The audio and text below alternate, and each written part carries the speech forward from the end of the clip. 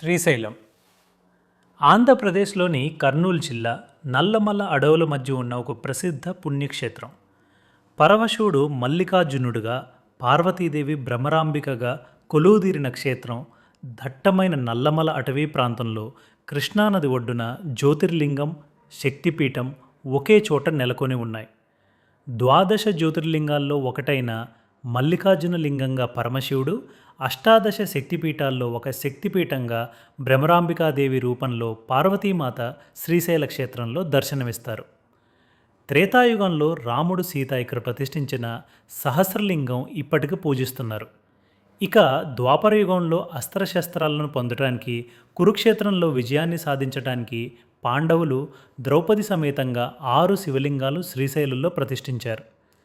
యుగయుగాలుగా దేవదేవులు సైతం దర్శించుకుంటున్న ఈ శ్రీశైలం ఎలా ఏర్పడిందో ఈ వీడియోలో చూద్దాం. పూర్వం శిలాదుర్ అనే మహర్షి సంతానం కోసం పరమేశ్వరుని గురించి తపస్సు చేశాడు. శివుడు ప్రత్యక్షమై వరం కోరుకొనమనగా, హే పరమేశ్వర, నీకు భక్తులై ఉండే 2 చిరంజీవులను ప్రసాదించమని కోరాడు. ఈశ్వరుని కృప వలన 2 కుమారులు జన్మించారు. వారి పేర్లు నంది, పర్వతులు.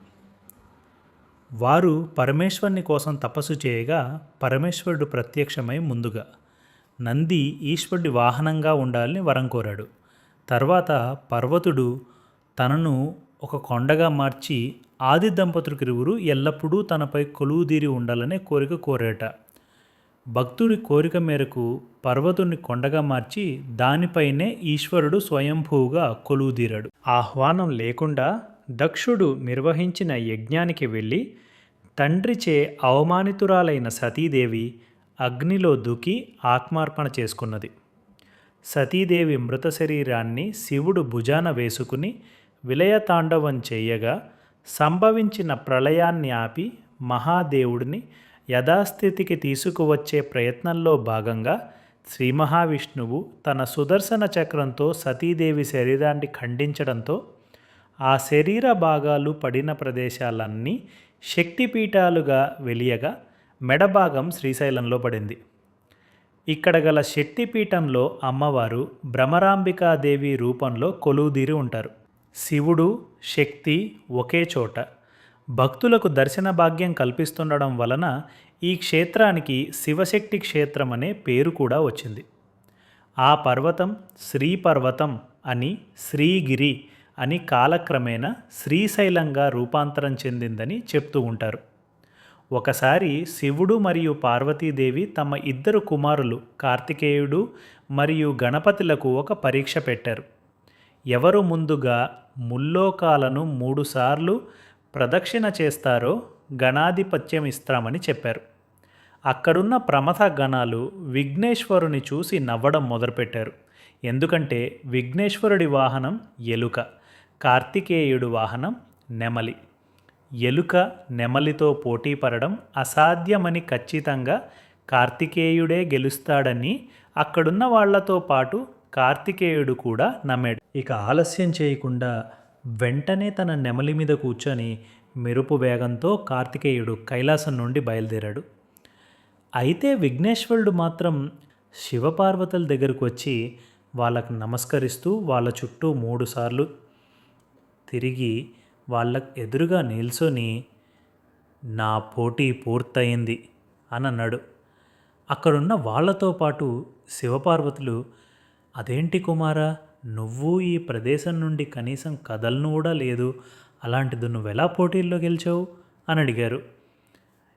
తల్లిదండ్రులైన మీరే ప్రపంచం, అందుకే మీ చుట్టూ 3 సార్లు తిరిగాను అని సమాధానం ఇచ్చాడు. దాంతో శివపార్వతులు విఘ్నేశ్వరుని తెలివిని అభినందించి ఆ పోటీలో విఘ్నేశ్వరుని విజేతగా ప్రకటించారు.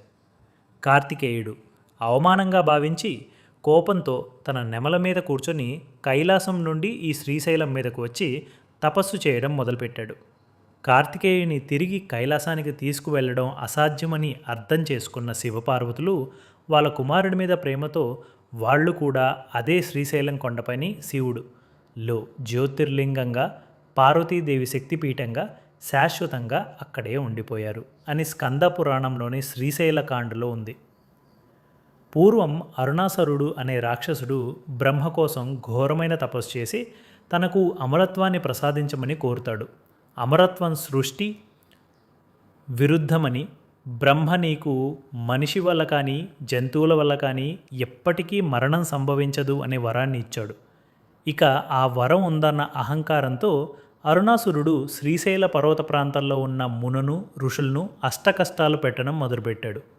ఋషులు అప్పటికే అక్కడ కొలువై ఉన్న పార్వతీదేవిని ప్రార్థించగా ఋషుల కష్టాన్ని, అరుణాసురుడుకున్న వరాన్ని అర్థం చేసుకున్న పార్వతీదేవి లక్షల కొద్ది తేనెటీగల గుంపుగా మారి అరుణాసురుడిని చుట్టుముట్టి చంపేసింది. బ్రహ్మ ఇచ్చిన వరం ప్రకారం కేవలం 2 లేదా 4 కాళ్ళనున్న జీవులు మాత్రమే అరుణాసురుడిని చంపలేవు. అందుకే పార్వతీదేవి 6 కాళ్ళ తేనెటీగలే రూపంలో అతన్ని వధించి. తేనెటీగలను సంస్కృతంలో భ్రమరాలు అని పిలుస్తారు. కాబట్టే అప్పటి నుండి పార్వతీదేవిని భ్రమరాంబ అనే పేరుతో పిలవటం మొదలుపెట్టారు. ఇప్పటికీ కూడా బ్రహ్మరాంబికాదేవి ఉన్న గుడి వెనుక బ్రహ్మరం యొక్క జుంకారం వినిపిస్తుంది. కృష్ణా తీరంలో బ్రహ్మగిరిని రాజధానిగా చేసుకొని చంద్రకేతుడు అనే రాజు పరిపాలించేవాడు. సంతానార్థ అయిన రాజుకి చంద్రమతి అనే ఒక అమ్మాయి జన్మించింది. ఆమెను అల్లారు ముద్దుగా పెంచాడు.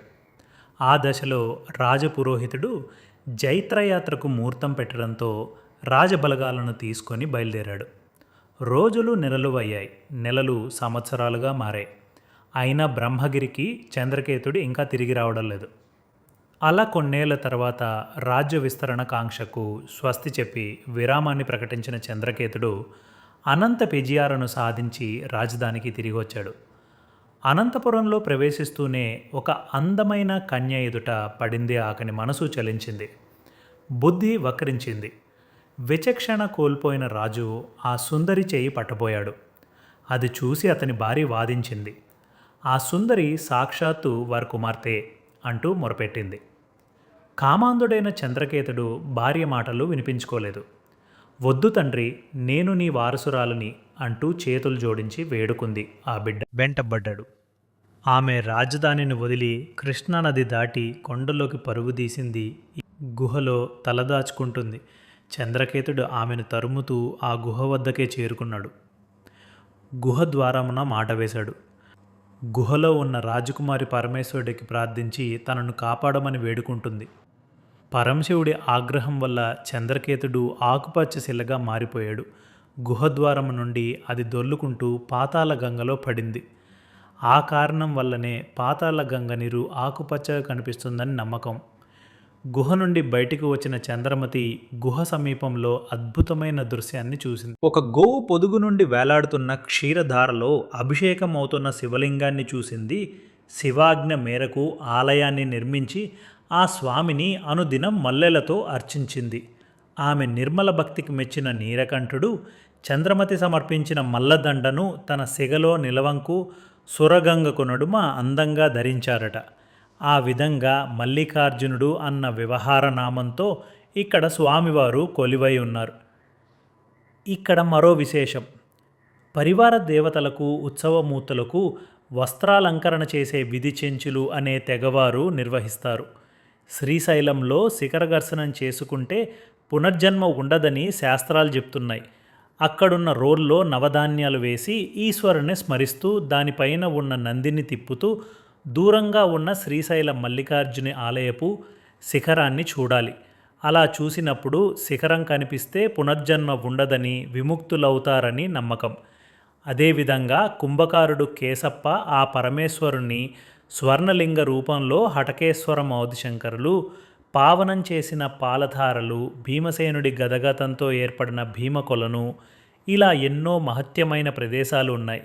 ఇక కలియుగంలో మానవుల కోరికలు తీర్చడానికి మహాశివుడు ఇక్కడే కొలువై ఉండగా ఇలా 4 యుగాల చరిత్ర కలిగిన ఏకైక పుణ్యక్షేత్రం Srisailam. Thanks for watching video.